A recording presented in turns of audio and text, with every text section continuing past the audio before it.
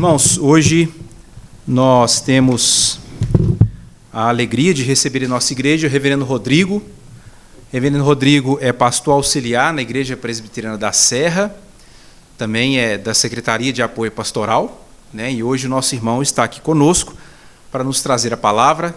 Então vou passar para o nosso irmão a palavra.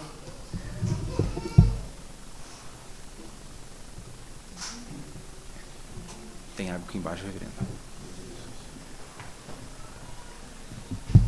Amém. Uma alegria para mim conhecer esta igreja. Eu, quando me converti, fui para a primeira igreja presbiteriana. Lá eu fiz o seminário, servi os primeiros anos na primeira. Fui para Betel de Contagem, onde fiquei por 20 anos. E há 5 anos atrás eu aposentei na CEMIG e voltei para a primeira igreja. Fiquei lá até o final do ano passado e esse ano eu estou na Igreja da Serra.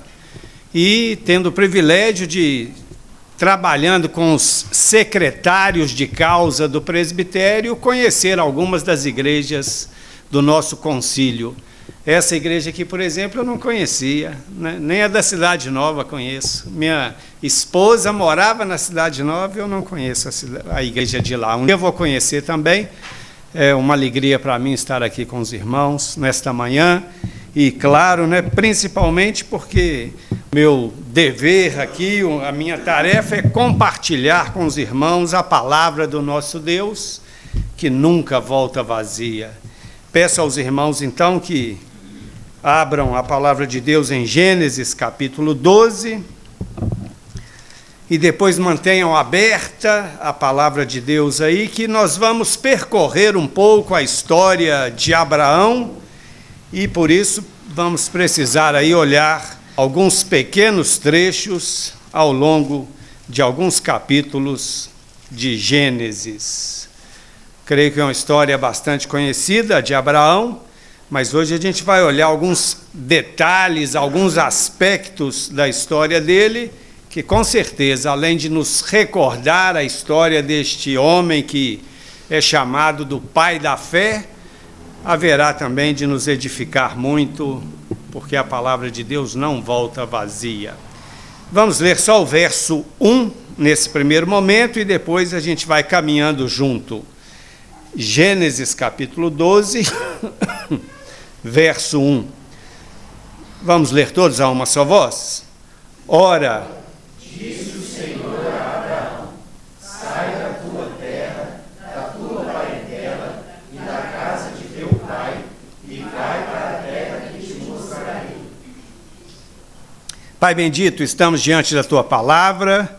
E como sabemos que ela não volta vazia, nós já te agradecemos por este privilégio de, nesta manhã, Pai, ter participado da escola dominical, adorado ao Senhor com as nossas orações, com cânticos, com hinos. E agora, Pai, a nossa esperança é essa, que o Senhor nos edifique ainda mais, falando a nós por meio da tua santa, bendita e maravilhosa palavra. Ajuda-nos nisso. E te agradecemos porque sabemos que o Senhor o fará, em nome de Jesus. Amém. Amém.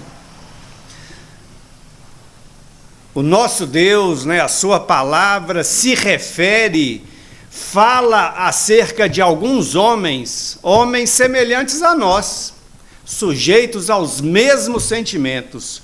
O único homem diferente de nós totalmente é o homem Deus, Jesus Cristo. Todos os outros são assim, semelhantes a nós, por mais que a gente o admire na grandeza daquilo que Deus fez através da vida deles, eram homens como nós, não tem jeito, né? Sofriam, tinham lá seus problemas, mas amavam a Deus e buscavam viver, né, na sua presença. Então, mas tem homens na Bíblia que Deus fala sobre eles de uma maneira maravilhosa. Um desses homens, com certeza, é Abraão, nosso pai na fé. Se referindo a Abraão, o próprio Deus fala assim, depois confere se quiser, Isaías 41:8. Abraão, meu amigo. Que maravilha, hein? Já pensou Deus se referindo a você, falando o seu nome e depois te dando esse adjetivo maravilhoso, meu amigo? Com certeza é algo que eu penso todo crente verdadeiro gostaria muito, né, de ouvir falar o próprio Deus da sua própria boca, dizendo a nosso respeito assim: este é meu amigo, não é? Acredito que cada um de nós ficaria muito feliz com essa distinção vinda da parte do próprio Deus em relação a cada um de nós. Mas, meu querido irmão, preste muita atenção ao que o próprio Senhor Jesus Cristo, que também é Deus Todo-Poderoso, disse a respeito de nós. Deus disse a respeito de Abraão, especificamente, meu amigo. Mas Jesus Cristo, que também é Deus Todo-Poderoso, se refere a nós também, né? Aos discípulos em primeiro lugar, mas depois a nós, né? Com as mesmas palavras, dizendo assim: já não vos chamo servos, porque o servo não sabe o que faz o seu senhor, mas tenho-vos chamado amigos, porque tudo quanto de meu Pai recebi, eu vos tenho dado a conhecer. Deus chamou Abraão de seu amigo. Jesus chama cada um de nós também de amigos. E isso é o que acontece conosco, né? A gente, além de servo, claro, a gente é mais do que isso, porque a gente sabe a vontade do nosso Senhor. Tudo aquilo que era para Ele nos contar, Ele contou, por isso Ele nos considera, de fato, amigos dEle. Então, a distinção feita a Abraão no Velho Testamento, ela cabe a cada um dos crentes também nos dias atuais. Cada um de nós, né, todos nós, os crentes, por causa da obra de Cristo realizada no Calvário, fomos transportados, né, deste lugar de inimigos de Deus, porque assim o éramos antes de crer em Jesus, para esse lugar maravilhoso, onde Ele nos considera de fato os seus verdadeiros amigos. Graças a Deus pela obra realizada por Jesus. Abraão foi chamado de amigo por Deus, Jesus Cristo nos chama de amigos, cada um de nós. E se somos amigos de Deus, nós precisamos agir como amigos, não é? Se Deus nos declara seus amigos e nos considera assim, é fundamental que a gente também, numa via de mão dupla, a gente se relacione com Deus como sendo Ele nosso amigo também, né? Ele nos ama, tem amizade, amor para conosco. Nós também devemos direcionar isso a Ele. Isso é óbvio, né? Isso é o lógico que deve se esperar de cada um de nós. Nosso objetivo, portanto, nessa manhã será esse: olhar para a vida de Abraão, que foi chamado, declarado por Deus como sendo seu amigo, e é o nosso pai na fé, ver como ele se comportou diante de Deus, como ele viveu, e verificar se nós estamos agindo assim, né? Nos comportando assim, vivendo dessa mesma forma, como amigos de Deus. Então, que Deus nos ajude nessa tarefa, né? Verificar, e depois a gente vai verificar de um modo também muito prático se nós estamos de fato, né, ao sermos amigos de Deus, agindo como verdadeiros amigos dele na nossa vida prática, né, no nosso dia a dia, no modo como nós. Mas antes, porém, né, de olhar aqui para a vida de Abraão, 2 pontos muito importantes precisam ser destacados. Primeiro, um deles a gente canta num dos cânticos que se usa, né, no nosso programa litúrgico muitas vezes. Tem uma música que diz assim, ó, e ela é verdadeira: não há nada melhor, não há nada maior do que ser amigo de Deus, caminhar seguro na luz. Olha que maravilha! Por ser amigos de Deus, a gente caminha seguro na luz, desfrutar do seu amor. Você não vai achar amizade e amor, né, como o de Deus, nunca, nem no seu marido, nem na sua esposa, sem chance, nos seus filhos queridos. Você pode amar eles com toda a intensidade que é possível aos homens, né? E às mulheres, aos seus maridos, aos seus filhos, né? Mas nem de longe, né? Isso se compara ao desfrute que você pode ter, né? Desfrutando dessa amizade, deste amor que nós temos com o nosso Deus. Mas além disso, de ser assim tão delicioso, tão prazeroso, e a gente sabe que é, né? Como é bom estar com a esposa que a gente ama, com os filhos, não é delicioso? Com Deus muito mais, infinitamente mais. Mas além disso, a gente quando anda assim com Deus, nós temos paz no coração, diz o cântico. Vivemos sempre em comunhão, olha que maravilha. E assim perceber, é o que diz o cântico, a grandeza do poder de Deus, né? Porque quanto mais a gente anda em comunhão, em intimidade com Ele, em verdadeira amizade, mais a gente vai conhecendo a sua grandeza, o seu poder, né? E experimentamos isso, né? Jesus sendo o nosso bom pastor. Tudo isso está dito nesse cântico simples, mas isso é verdade, querido irmão. Não há nada melhor, não há nada maior neste mundo, debaixo deste sol, do que a gente realmente ser um verdadeiro amigo de Deus. Da parte dele, ele já nos considera assim, né? Mas a gente tem que olhar para nós e ver, já que Deus me trata assim, me considera assim, eu tenho me relacionado com Ele dessa mesma forma, né? Considerando Ele o meu verdadeiro, maior de todos os amigos? Será? Que Deus nos ajude, né, ao verificar isso. Mas uma segunda coisa importantíssima, antes de olhar para a vida de Abraão, é o que o próprio Senhor Jesus disse em João, capítulo 14, verso 21. Se quiser, confira também, mas eu vou ler 2 vezes, porque isso é fundamental. Aquele que tem os meus mandamentos e os guarda, este é o que me ama. Não adianta nada ficar cantando, né? Hoje tem música que é assim, te amo, te amo, te amo, te amo, fica repetindo, 10 minutos, te amo, te amo, te amo, te amo, te amo. Não tem? Tem música assim hoje, né? Não adianta, né? Não adianta nada você falar que Jesus é meu amigo mesmo, é meu maior amigo, não adianta, né? Se você não obedece os seus mandamentos. Jesus aqui é claro, né? É aquele que tem os meus mandamentos e os guarda, esse é o que me ama. Se você realmente é meu amigo, o que você vai fazer mais do que ficar repetindo, te amo, te amo, te amo, te amo, querido, querido, querido, querido, né? Amigo, amigo, amigo, amigo, você não vai ficar repetindo, você vai obedecer. É assim que um crente realmente demonstra na sua vida que ama verdadeiramente ao Senhor, né, seu Deus. Não tem outro jeito, é pela obediência.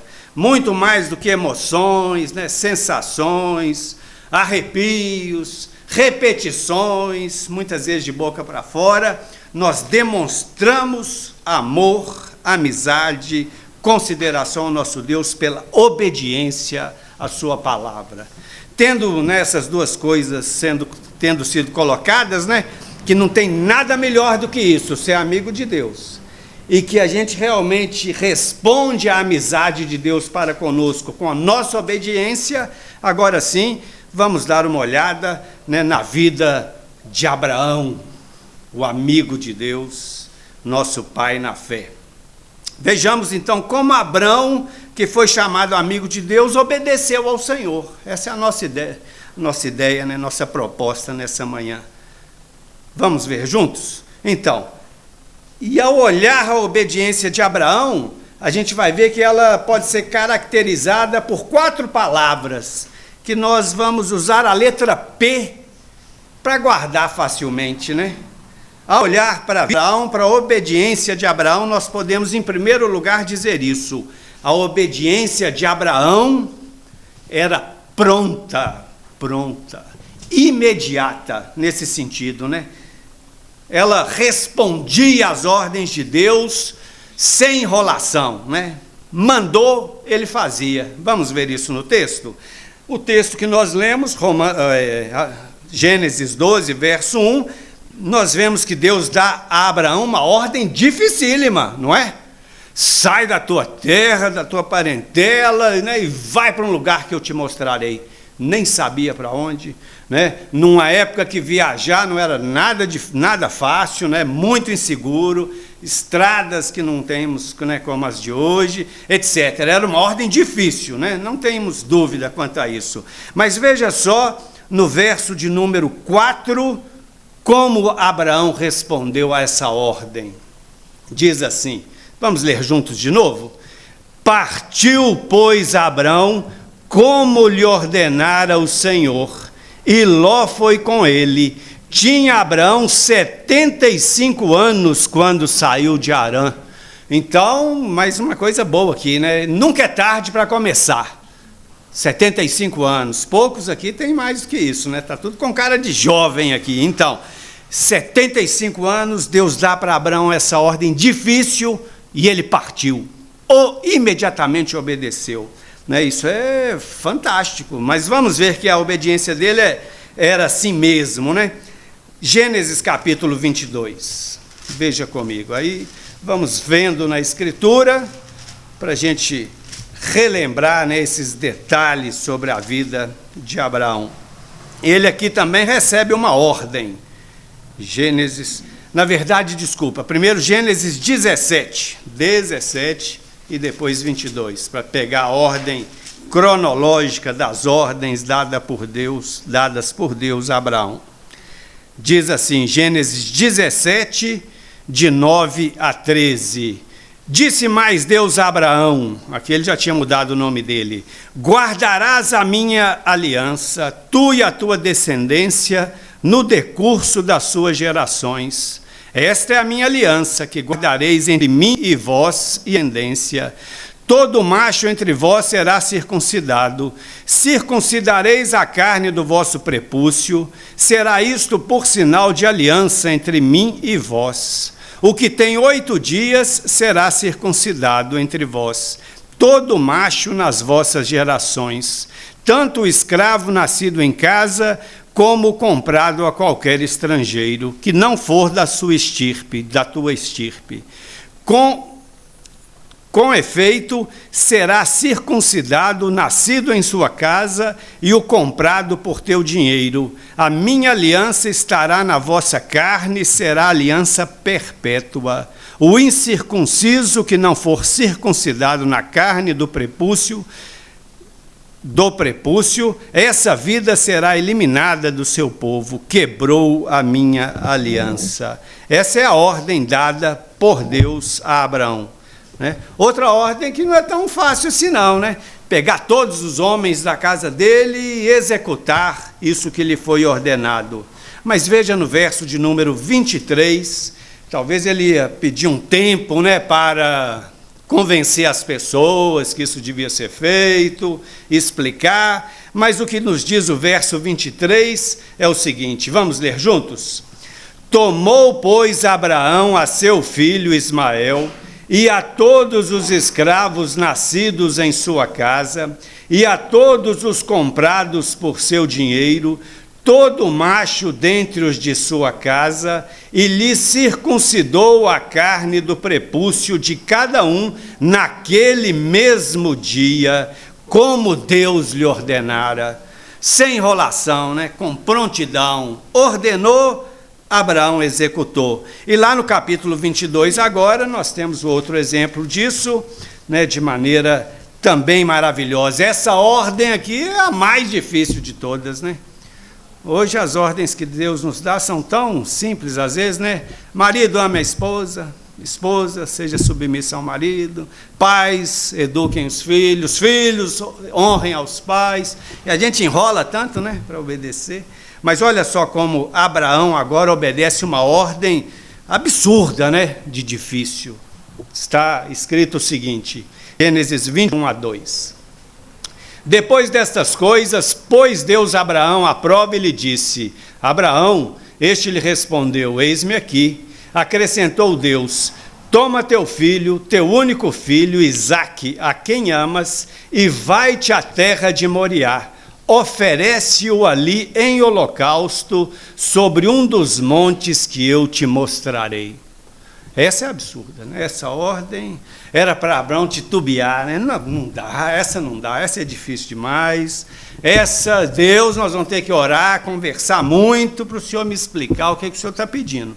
Mas vamos ver como ele reagiu. Gênesis 22, verso 3, diz assim: levantou-se, pois, Abraão de madrugada, e tendo preparado o seu jumento, tomou consigo 2 dos seus servos e a Isaque seu filho, rachou lenha para o holocausto e foi para o lugar que Deus lhe havia indicado. De madrugada, não esperou nem o sol nascer.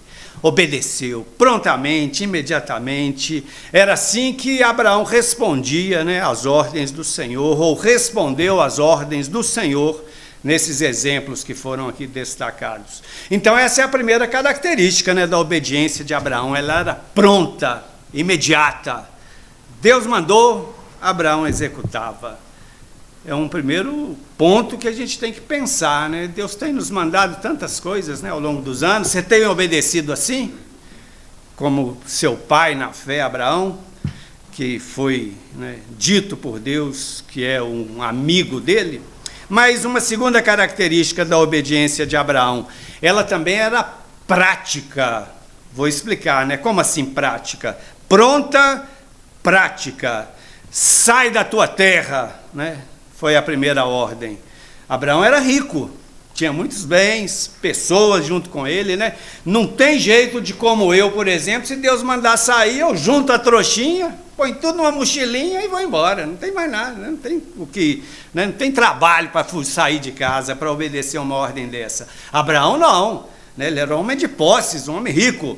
Para obedecer essa ordem, ele teve que fazer, né, a logística toda, chamar o povo: gente, vamos sair, vai acontecer, se preparem, desarmem as barracas, né, reúnam o mantimento, nós vamos obedecer. Para onde, Abraão? Para onde? Alguém deve ter perguntado, né? Deus mandou, nós vamos obedecer. Eu que, né, eu sou o líder aqui da casa, vamos juntos. E foi, né? Então ele para executar a ordem, ele se preparou, né? Ele colocou em prática, ele pôs em funcionamento. Neste último texto que nós lemos também, nós vemos isso, né? Sacrifica seu filho, Abraão. O que ele fez? Levantou de madrugada, não é isso? Veja só como ele, para obedecer, ele agiu, né? Ele executou coisas para que a ordem fosse de fato realizada, né?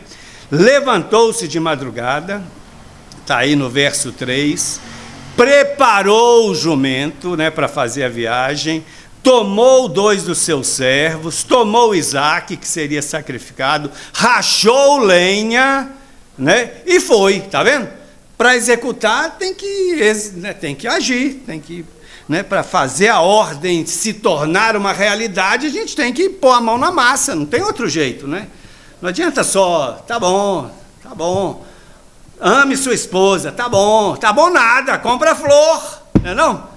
Compra bombom engorda, né? Compra uma verdura, uma taioba, né? O pastor lá da minha igreja gosta de ganhar taioba, ele ama. Então, no aniversário dele, deu até para ele um molho de taioba lá, ele ficou feliz, né? Mas bombom também de vez em quando pode, né? É só a esposa comer devagarzinho, né? Escrever um bilhetinho, dar um beijinho na testa, um abraço no marido quando ele chega, né? Tem que amar, então põe em prática, né? Não é, tem que amar, tem que amar não, tem que ensinar as crianças, não tem? Põe em funcionamento, senão não tem jeito não. Traz na igreja, mas só uma vez por semana? Não dá. Em casa tem que abrir a Bíblia junto, tem que conversar, enquanto está no carro: filho, olha ali, aquele bicho lindo, um tucano voando. Foi Jesus que fez, não é? Se você tem que ensinar, você tem que agir para que aquela ordem que te foi dada se torne uma realidade. Não tem jeito, né? As coisas não se realizam neste mundo físico que Deus nos colocou sem a nossa ação. Não tem jeito, né? Tem uma festinha, tem que trabalhar, né? Enrolar o docinho, fritar o salgadinho, comprar refrigerante, pôr para gelar e tal, enfeitar. Senão não acontece, né? Não acontece. Este mundo é assim. Então, essa é a segunda característica da obediência de Abraão. Além de pronta, ela era prática. Ele para fazê-la se tornar realidade, ele agia de fato, né? Não ficava só, né, no mundo das ideias, no pensamento mágico, né? Ide pregar o evangelho. Tá bom, não. Como é que eu vou fazer isso? Eu tenho vergonha, eu não sei o que eu vou falar, pastor, me ajuda, o que eu falo? Eu tenho que falar para meus vizinhos, para meus colegas de trabalho, eu amo meus colegas, como é que eu vou fazer? Me ajuda, pastor. Se você não fizer isso, você vai ficar lá, eu não dou conta, nunca vai fazer. Mas a ordem já foi dada. Abraão prontamente obedecia e fazia o que era necessário para isso acontecer. Mas terceira característica da obediência de Abraão é que ela era progressiva, não é? Sair da terra foi apenas o primeiro passo de uma grande jornada, não é? Ele saiu, andou com Deus durante vários anos, aprendeu a obedecê-lo cada vez melhor, a confiar ainda mais no Deus que se revelou a ele e chegou no ápice da sua obediência ao estar pronto para oferecer Isaque, não é isso? Sacrifica seu filho. Ele fez o que tinha que fazer, foi para o lugar, fez o altar, nós sabemos, né? Colocou Isaque sobre o altar, levantou o cutelo, ele ia matá-lo, ele ia sacrificá-lo, com certeza, né? Mas para chegar nesse ponto, com certeza, né, a fé dele, a confiança em Deus foi, né, progredindo, ela foi progressiva, e é assim mesmo, né? A gente aprende devagar, né? Com pequenas coisas, até chegar no máximo, e ele chegou no máximo. Hebreus diz que ele estava pronto mesmo a oferecer seu filho como sacrifício, porque na mente dele, né, é o que diz Hebreus, ele sabia, ó, esse é o menino da promessa, é ele que vai dar sequência à minha descendência, Deus mandou matar, se necessário Deus vai ressuscitá-lo, é o que está escrito em Hebreus, né? Ele cria, se necessário Deus haveria até de ressuscitá-lo, por isso ele ia matá-lo mesmo, né? Ele progressivamente aprendeu a obedecer ao Senhor e chegou no ápice com com este momento aqui de obediência maravilhosa, né? Até as últimas consequências, podemos dizer assim. Mas além disso, né, por fim, como penúltima característica, a obediência de Abraão foi profunda, né? Profunda mesmo. Cresceu e ficou profunda. Gênesis 22, versos de 9 a 12, o próprio Deus fala, né, da obediência de Abraão. Gênesis 22, verso 9 a 12. Chegaram ao lugar que Deus lhe havia designado, edificou Abraão um altar, sobre ele dispôs a lenha, amarrou Isaque, seu filho, e o deitou no altar em cima da lenha. E estendendo a mão, tomou o cutelo para imolar o seu filho. Mas do céu lhe bradou o anjo do Senhor: Abraão, Abraão. Ele respondeu: eis-me aqui. Então lhe disse: não estendas a mão sobre o rapaz, e nada lhes faças, pois agora sei que temes a Deus, porquanto não me negaste o filho, o teu único filho. Tendo Abraão erguido os olhos, viu atrás de si um carneiro preso pelos chifres entre os arbustos, tomou Abraão o carneiro e o ofereceu em holocausto.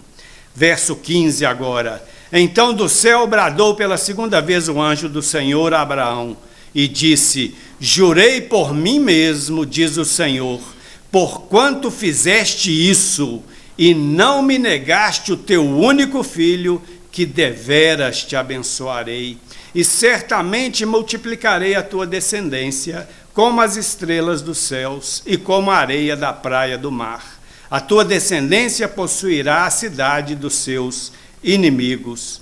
Nela serão benditas todas as nações da terra, porquanto obedecestes a minha voz. Então, a obediência de Abraão foi profunda, né? Chegou às últimas consequências. Acho que é uma boa expressão para a gente se referir a isso que Abraão fez no Monte Moriá, não é? Pronta, prática, progressiva, profunda, até aqui tudo maravilhoso, né? Mas a gente não pode seguir adiante e partir para a conclusão sem demonstrar também, né, sem chamar nossa atenção para o fato de que a obediência de Abraão não foi perfeita. Não foi perfeita, com P também, né? Perfeita? Não era, né? Deus mandou ele sair, deixar a sua família, ele levou Ló. E a gente sabe pela sequência da história que de Ló nasceram 2 filhos, Amon e Moabe, os amonitas e os moabitas, que se tornaram inimigos do povo de Deus no futuro. Né? Ele não obedeceu completamente não, né? Ele teve concubinas. Quem falou? Onde Deus ordena concubinas? Né?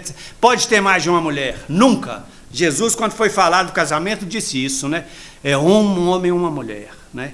Mas os homens entenderam, né, ali que podia ter mais de uma. Abraão anuiu, né, a sua cultura, né, ao padrão da sua época e teve mais de uma esposa. Né? Nós sabemos, e a história não foi muito boa, né?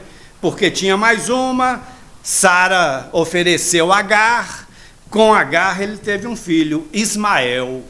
De Ismael também veio outro povo, né, os midianitas, os ismaelitas, que também depois se tornaram inimigos do povo de Deus. Abraão, a gente sabe também, ele não falava a verdade o tempo todo, não, né?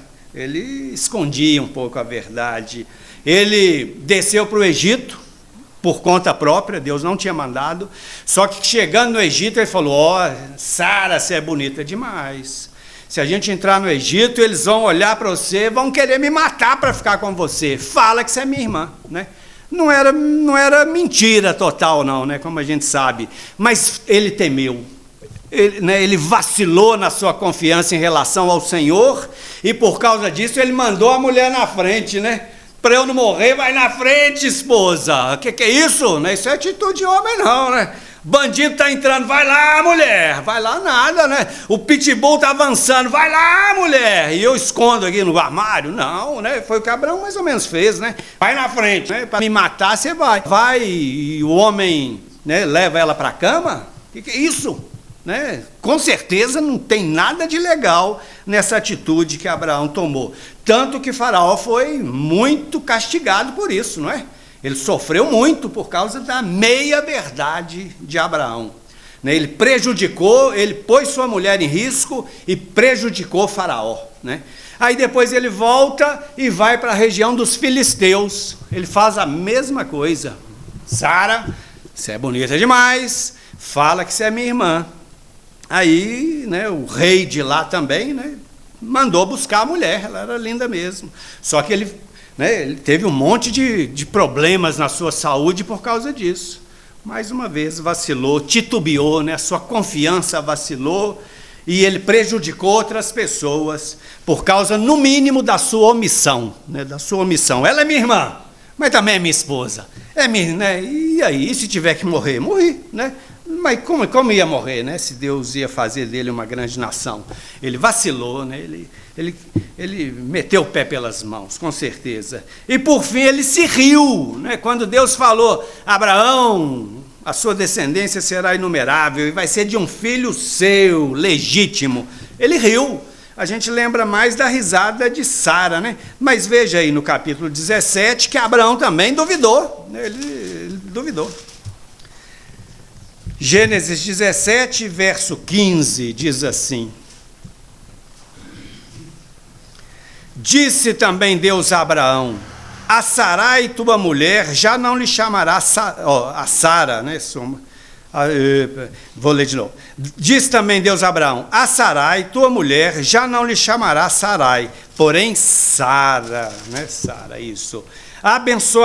Abençoá-la-ei, e dela te darei um filho, sim, eu a abençoarei, e ela se tornará nações, reis de povos procederão dela. Então se prostrou Abraão, rosto em terra, e se riu. E ainda disse mais, né? E disse consigo mesmo, a um homem de 100 anos há de nascer um filho? Dará à luz Sara com seus 90 anos? Riu. Com certeza, a obediência de Abraão não foi perfeita. Por isso, né, Claro, a gente depende totalmente da obediência perfeitíssima do nosso Senhor Jesus Cristo. Nem o nosso pai na fé teve obediência perfeita. E até hoje tem gente achando isso, né? Por obediência a Deus eu serei salvo. Ai, coitado de nós, né? A gente não obedece, né? A gente peca até, não só fazendo o que é errado, mas deixando de fazer, né, aquilo que nos é ordenado. E veja só o que Tiago diz: qualquer que guarda toda a lei, mas tropeça em um só ponto, se torna réu de toda a lei. Não tem jeito, né? Não é pela nossa própria obediência que nós seremos salvos. Nós somos salvos pela obediência de outra pessoa, né? Cadê ela? Ela aqui, ó. É pela obediência deste homem, Jesus Cristo, que nós seremos salvos. A nossa obediência, por melhor que seja, né, pronta, prática, progressiva e profunda, nunca, jamais, né, será perfeita. Não tem jeito, é impossível, né? Nós confiamos para a nossa salvação tão somente na obediência perfeita realizada por Jesus. Por isso o crente vive como nos diz o Salmo de número 119, verso 116. Né? Veja só, né? Ninguém vai ser salvo pela obediência, mas nós demonstramos nosso amor pela obediência. Então, como é que a gente vive com isso? Simples. É o que está escrito no Salmo 119, verso 116. Vou ler para os irmãos, né? 116... Não, 166, isso, 166, diz assim, é assim que a gente caminha, né? É assim que a gente vive.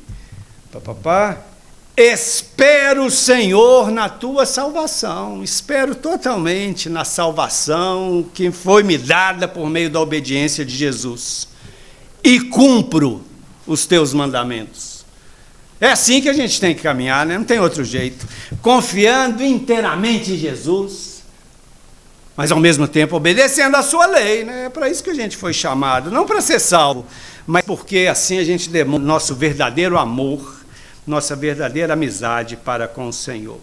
A obediência de Abraão não foi perfeita, mas foi pronta, não tem dúvida. Foi prática, né? Foi progressiva e foi profunda. Como será a nossa, né? A de cada um de nós, a obediência sua para com Deus? Semelhante a de Abraão? Com certeza imperfeita, né, não tenho dúvida nenhuma, né? Eu não preciso ser muito esperto para falar. A sua obediência é igual de Abraão, imperfeita, cheia de furos. Claro que é, isso eu sei. Mas e nas coisas boas da obediência de Abraão? Será que você tem se assemelhado a ele? Né? Sua obediência tem sido pronta? Você está enrolando, você sabe, mas não faz, né? Você sabe, mas deixa para amanhã, outro dia, né? Como Agostinho orou, uma vez ele orou assim: Senhor, faz-me casto, mas não agora, deixa para depois, né? Por enquanto deixa eu aproveitar. E muita gente orando, né? Assim: Senhor, a ordem é para mim, mas não é agora não, né? É depois que eu aposentar, é depois que eu casar, é depois que eu criar meus filhos, sei lá, né? A gente vai aí protelando, será? Então, como tem sido a sua obediência? Pronta? Prática? Uma vez que você sabe que é para fazer, você tem agido para pôr em ação? Então, vou dar 2 exemplos meus, são muito simples, mas assim, vou falar de quem, né? Tem que falar de mim. Para não esquecer de orar por alguém todos os dias, como a gente tem combinado lá na igreja, toda semana a gente escolhe uma pessoa e ora a semana inteira por ela. Passa 2 dias, a gente esquece, né? Aí quando volta lá, esqueci. Estou escrevendo na mão. Na palma não, porque apaga, mas aqui nas costas não apaga, demora a apagar. Então todo dia eu estou orando por essa pessoa. É simples, mas tem ajudado. Os últimos que a gente escolheu, eu não esqueci de orar todo dia, com uma atitude simples, né? Simples. Outra coisa, né? Tenho andado de relógio de novo. Acordado 5 horas da manhã, agora estou passando para 5h30. Para quê? Para ver todo dia o céu, né, ser iluminado pelo nascer do sol e não perder de vista isso. E alta a noite e vem chegando o dia. Jesus está voltando, eu não posso perder tempo.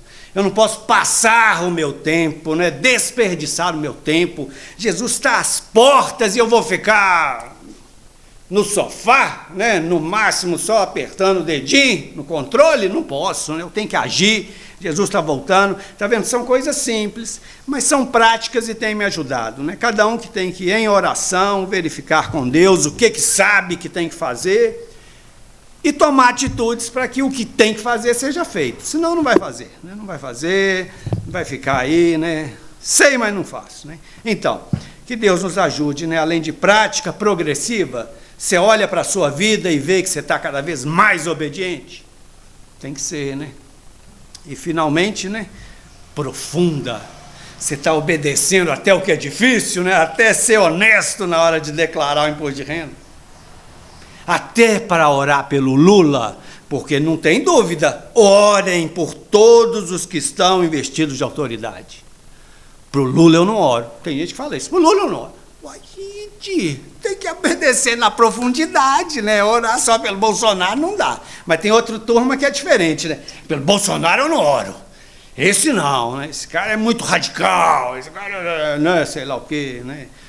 Tem que orar pelos dois, independente de quem seja, né? É o que a Bíblia manda. E a nossa obediência tem que ser profunda, tem que envolver até os nossos inimigos, com certeza. Mas tem muito crente selecionando, né? Esse eu não oro, esse eu não oro. Não, mas Deus está te mandando, mas não, eu que decido. Deus sugere, eu resolvo, né? Tem muita gente vivendo assim, a sua obediência não é, né, profunda.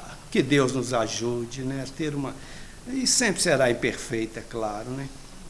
Por fim, né, para a gente terminar, só para você avaliar aí de maneira prática se você tem de fato, né, demonstrado sua amizade para com Deus.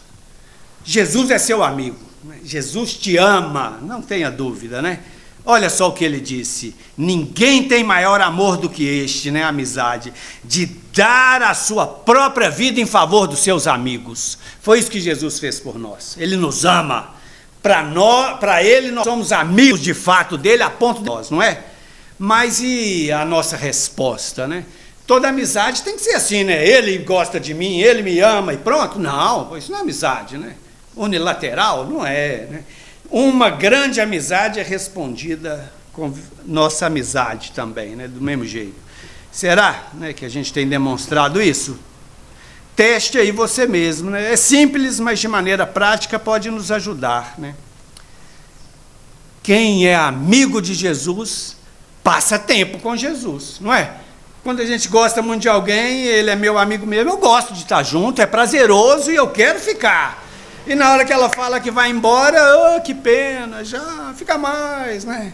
Ah, mas tá tarde, amanhã eu tenho que acordar cedo. Mas não é, você não quer ficar, você quer a pessoa do seu lado, é a pessoa próxima, não é? Tem sido assim sua vida com Deus? Vocês se reúnem aqui aos domingos de manhã para buscar ao Senhor, mas todo dia você abre a Bíblia? É aqui que a gente, né, se relaciona com o nosso Deus do dia a dia, né? Lendo a sua palavra, orando. Então, você tem prazer? Ou você está nessa luta? Eu tenho essa luta. Tem vezes que eu leio porque tem que ler. Ah, tem que cumprir. Se eu não ler 3 capítulos por dia, eu não leio a Bíblia em um ano. Então eu vou ler porque é obrigação. Que esquisito, não é? Como é que eu não tenho deleite em estar com o meu amigo que deu a vida por mim? Mas tem muita gente assim, não é como eu, que tem ainda pouco afeto em relação àquele que é tão seu amigo que morreu em seu lugar. Então, você tem passado tempo e esse tempo é prazeroso? Será? Então, outra coisa, né? Você se orgulha, porque a gente se orgulha, né? Se você fosse amigo, né? Hoje eu não posso falar nem do Neymar, nem do Vini Júnior, né? Mas se você fosse amigo do Messi, né? Do Haaland, você ia falar, ia chegar lá no serviço, ah, meu amigo ganhou, mandou para mim a camisa, olha aqui a camisa, olha que ele jogou e fez o gol, tá aqui, olha o lenço que ele enxugou o suor depois que ele fez o gol, tá aqui, me deu. Você ia levar, você ia mostrar, né? Você se orgulharia de ter um amigo assim, né? Você não teria vergonha. com relação a Jesus, você se orgulha de mostrar que não só ele é seu amigo, como você é amigo dele? Ou você tem agido como agente secreto, né, do Senhor?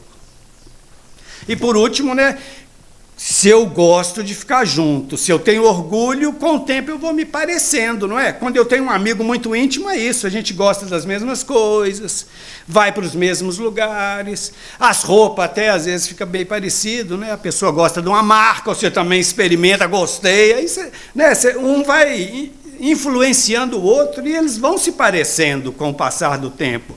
Gostam da mesma comida, do mesmo restaurante, não é? A gente vai se assemelhando a quem a gente muito ama, com quem a gente convive, né, com prazer. Você tem se assemelhado a Jesus com o passar do tempo? E o que eu tenho que te dizer a respeito de Jesus é isso, ó. Jesus Cristo foi obediente até a morte, e morte de cruz. Se você está se assemelhando a Jesus com o passar do tempo, você está ficando cada vez mais obediente. Nunca perfeitamente obediente, mas cada vez mais, né? Sua obediência é pronta, é prática, é progressiva e é profunda. Ao olhar para você, né, ao olhar para o espelho que você vê, é isso a cada dia? Um homem, uma mulher, cada vez mais obediente ao Senhor. Como será, né, que temos respondido à amizade que Jesus tem para conosco, seu grande amor, né, ao ponto de morrer pelos seus amigos? Você tem demonstrado isso gastando tempo com Ele, imitando a Ele, se orgulhando dEle e, principalmente, obedecendo a sua palavra? Vamos ficar de pé.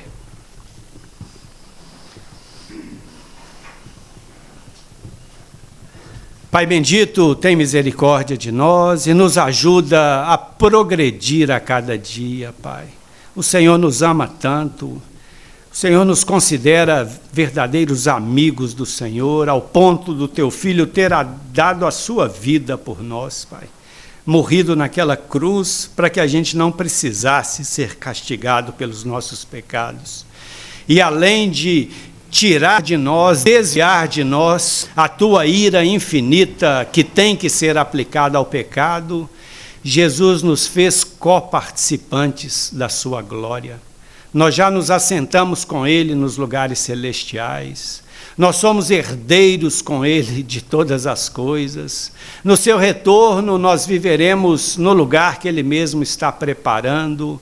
Ele morará conosco por toda a eternidade. Tudo isso o nosso amigo Jesus Cristo conquistou por nós na cruz do Calvário. Ajuda-nos, portanto, Pai, a responder a esta amizade indizível, Pai, infinita mesmo, de Jesus por nós, com a nossa amizade, mesmo que imperfeita, Pai, mas expressa na nossa obediência. Obediência que é pronta, Pai, que é prática, que se aprofunda cada vez mais, né?